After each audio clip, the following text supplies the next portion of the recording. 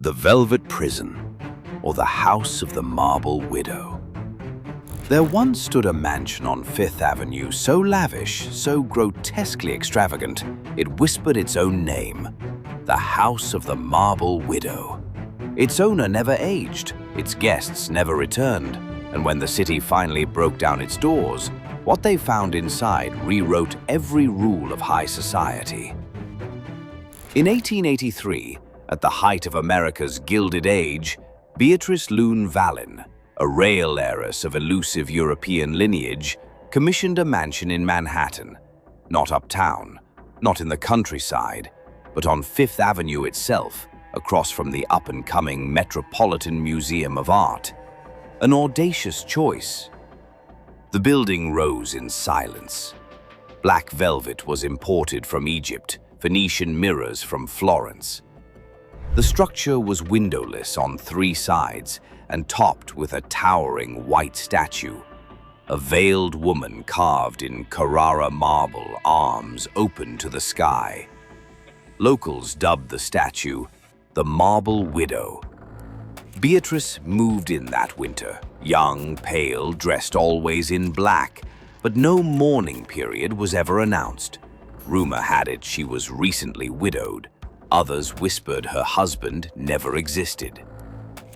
Between 1884 and 1889, dozens of invitations left the house. Writers, artists, bohemian debutantes. Those who entered rarely spoke of what they saw. Those who didn't made things up.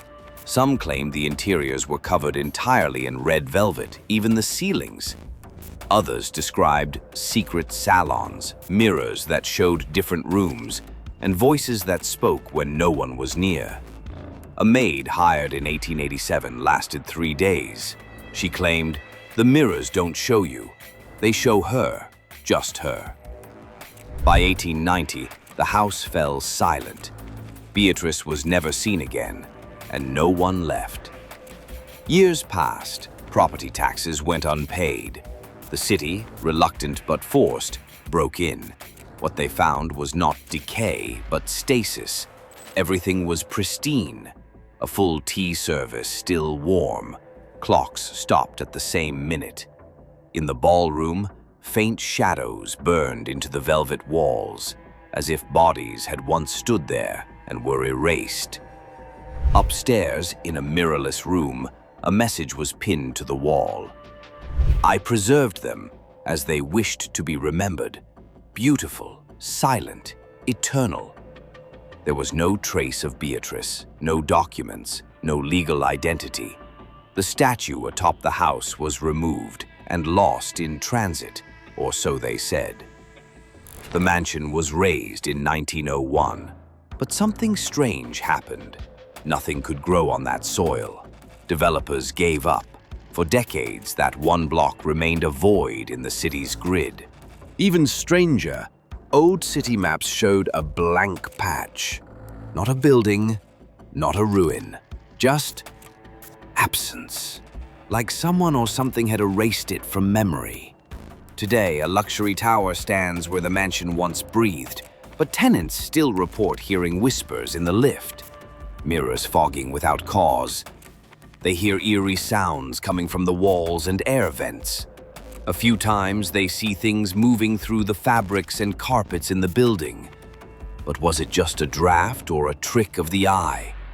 And once, just once, a veiled woman was seen standing in the penthouse window, arms outstretched. The Marble Widow was never found, but collectors whisper she appears in antique shops across Europe, just for a moment. Always watching, always mourning, and always alone. And if you ever come across this forgotten relic, would you take her home?